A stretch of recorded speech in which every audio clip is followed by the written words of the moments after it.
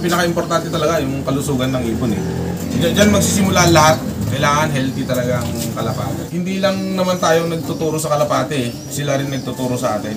Yung obligasyon natin sa kanila, imbis na tumambay ka pa sa after ng trabaho to, tambay ka pa sa kasama kaibigan mo, kakandara pa ka na umuwi para tignan mo yung droppings, tignan mo kung maganda yung galaw nila.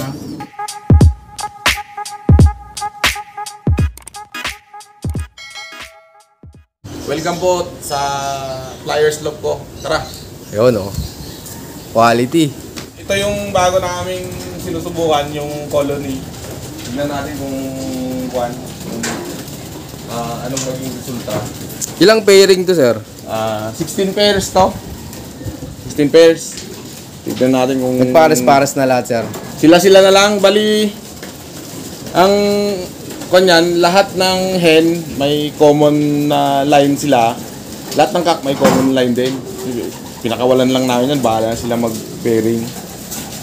Itong mga grisel, Pujoka. Pujoka. Pujoka. Tapos yung mga kak, hindi ko alam yung line, nakalimutan ko. Yung mga kak natin dyan, galing kay Boss Anthony Alegre. Dito sa kabila naman, lahat ng grisel dito sa kabila, Mahilig kayo soft color, sir, ano? galing kay, hindi naman yan na nanalo eh. Okay. Lahat ng grisel dyan, may putian, linyada ni Boss Eugene Lim. Kaganda. Tapos mga barako, Mariano yata yan.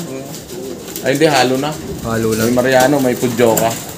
Kaganda, mga kaibon. Basta lahat ng may common sila, may common line.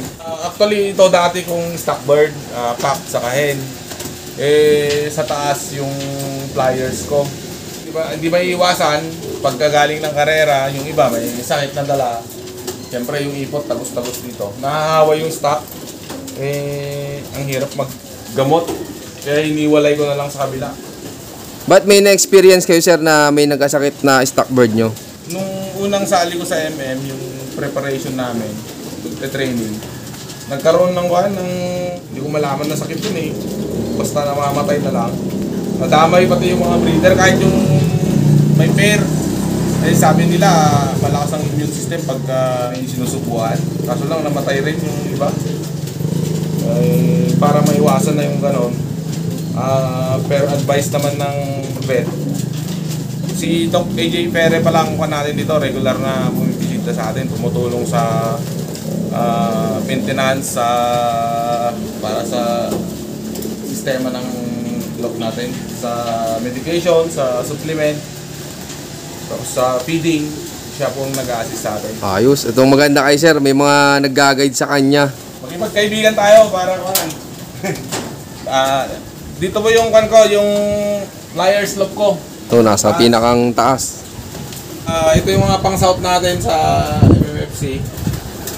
Kagaling lang ng training kanina. Hopefully magkamasa tayo. Balita ko, sir, last training niyo na po, ano? Last training na kanina. First lap na next weekend. May ilan din to, sir? Lahat ng ko kasama old bird nasa 60 na ang young bird parang 40 yata o mas marami pa daw. Ang dami. Hopefully. Hindi, dinamihan ko na kasi mas marami daw, mas malaki yung chance na manalo. Yun, tama naman si sir. Mukhang maganda naman yung nila, kondisyon. Hopefully magtamasa tayo. Yun, abangan natin to sila. Magkano rin, sir, nagastos mo dito sa loop mo? Hindi naman siguro kalakihan. Kasi itong mga bakal na to, mga scrap to eh. Mga scrap na... Scaffolding nung dito na ginawang bahay. Kaysa ibenta ko ng 3 piso kada kilo. Advice sa akin nila Jason Malinis, pagawa na lang ng loop. Kaya napalaki. Akala ko dati maliit lang eh. Pero ang ganda naman, sir, eh. Ito mga bagong harvest natin na inakay galing sa Bilderan, pang north. Ang dami, mga kaibon, oh. May ilan ibon to, sir? 78. Ang dami. Ang sarap nito mga kaibon. Andyan na yung mga experiment natin. Kasama rin naka-experiment pala. Sana magtamasa. Ano yun sir, may madadagdag pa dyan? Pang south na yon, pang south. Pang south naman ha. APR saka MM to na pang north. Grabe maglaro ko si sir, solid. Ito naman, Ito may magpanaguan pa ata dito. itong mga to, ito mga nanalo natin sa nakaraang north. Hindi pa namin na ibababa sa Sa stock. Oh, ito pala yung mga ano nila, panalo nung nakaraan oh. Bali, may kung tayo dyan, may isang fourth overall yata. Nandito po. 4th, 5th, 7th, 8th, gano'n. Yung Quality. nakarang north. Kung hindi ako nagkakamali, 8 o siyam ang superset. Ang dami. 5 yata sa EPR, tapos 3 o 4 sa MM. Pero ikaw po sir, paano po nahilig sa pagkakalapati? Actually, una kong alaga, lovebirds. Wow. Then, siyempre, pandemic. Wala tayong ginagawa masyado. Nood ng YouTube. Hanggang nahagip ko yung vlog ni Bisitero, ni Boss Eric Medina. Hanggang, yun nga, may kwan pala, may karera palang kalapate. So, nag-inquire ako sa kanya. Ngayon, hindi naman daw siya nag-out pa ng ibon. So, tinanong ko siya kung sino pwedeng makuhanan ng magagandang linyada. So, yung kinuha niya sa akin si Ezekiel Lunar, Jason Malinis, Obet Ardales, mga yan. Kahit pa paano, binahagian naman tayo ng mga quality na ibon. Unang buga pa lang nila, naglabas kagad ng mga panalo. Yun. Nag-start ako late 2021 yata.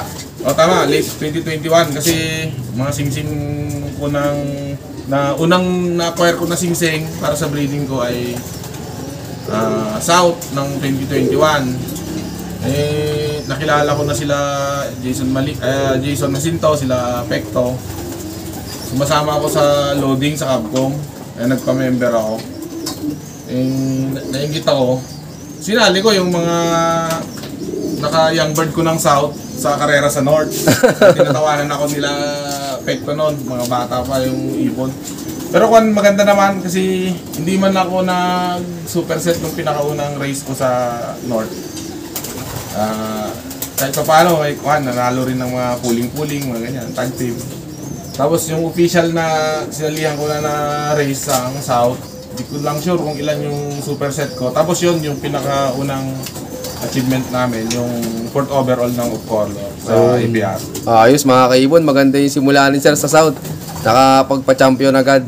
Pero tingin mo sir, ano pong pinakang importante sa pagkakalapati? Pinaka-importante talaga yung kalusugan ng ibon Kasi kahit hindi ka magbigay ng mga supplement o ng enhancer, basta healthy lang sila, uuwihan ka Diyan magsisimula lahat. Kailangan healthy talaga ang kalapate. Mas maganda nga yung iba more on more on organic. Kahit kami naman, ang practice namin talaga pagka pinapalakas pa lang ng mga kalapate natin. Malunggay, oregano, bawang, yan, luya. Ayan ang mga natin, mga pinangkuhan sa kanila. Pero pag sir, pag derby na, anong mga hindi nawawala sa inyo na ginagamit nyo dito? Honey. Ay, honey. Pagka derby na, hindi nawawala dito, honey.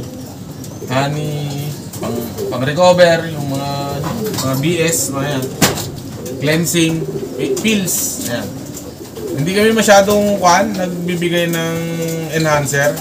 Kasi based sa experience ko, yung pinakaunang sali ko, kung ano-ano sinusubo ko Kasi yung sistema ng isa, pinagsama-sama ko yon. Kung ano yung common, isang subo na lang. Ay, sipin mo yung ibon, ang liit-liit ng katawan, susubuan mo ng 5 tableta. Ay, mali pala. At least, doon ako nag-base. Kasi nung sumunod na season, South, halos din ako nagbigay ng ng supplement. Meron man, mga multivitamins na lang. Ano yung kailangan ng kalapate? Mais, mani, sap. Yung mga yan lang. Pero kayo dito sir, may sariling po ng patuka. Wala. Ang mix na ginagamit namin na boss ninyo ng Progressive, maraming salamat. Yun na rin yung binebenta ng tinayo kong maliit na tindahan. Okay naman. Simulat sa pool pala, yun ang kanilang gamit dito. So yan sir, gaano kasaya po sa pagkakalapati? Iba yung feeling ng pagkakalapate. Hindi lang naman tayo nagtuturo sa kalapate, sila rin nagtuturo sa atin. Yung obligasyon natin sa kanila, imbis na tumambay ka pa sa after ng trabaho, tambay ka pa sa kasama kaibigan mo, kakandara pa ka na umuwi para tignan mo yung droppings, tignan mo kung maganda yung galaw nila. Pinapauwi tayo ng maga. Maraming salamat sa pagbisita sa loob namin. Muli, Jason Toquero po ng JFT Loop. I love this game. Yun maraming salamat sa patuloy niyo suporta mga kaibon. At siyempre sir, salamat din po sa pag-unlock na makapag-loop visit sa'yo. At yun sir, baka pala may mga gusto kang shoutout dyan. Shoutout ko lang kay Boss Ezekiel Lunan, Kapakpak, Boss Yuan Lim, Eugene Lim, Gito, Chairman Dinyo ng FPR, Coco, Boss Ed Noble ng MMFC, maraming salamat sa pagpaulak ulit sa amin, mga tropa dito sa area namin. Jason Malinis, Xavier ni Pecto, Gio, Jack, mga JLT Transport Boys. May bago pala tayong club dito sa Cavite, CFL. Tayong nag-manage, sana tangkiligin ninyo. Nag-uumpisa pa lang tayo kaya medyo hindi pa smooth yung natin, pero sinisiguro ko naman na habang tumatagal yung operation natin, nakikita natin kung saan yung mga loopholes natin, maayos din natin yung mga yan. Bali saan yung abot sir nung club? Sa ngayon, ang area namin, Cavite muna, kasi pagka lumagpas tayo sa area, baka panibagong mga permit clearances ulit eh. Okay. Inaayos pa natin kung paano yung gagawin natin sa darating na. Pinaka-pioneer na ako namin to, na race ngayong coming south. First lap sa linggo. Hopefully maganda, maayos yung maayos natin yung operation ng club natin. Yun lang po. Yun, sana supportahan nyo yung club na bago dito sa Cavite. Yan, shoutout sa mga Pigeon Panzer sa Cavite. At shoutout din sa lahat ng mga patuloy na sumusuporta dyan.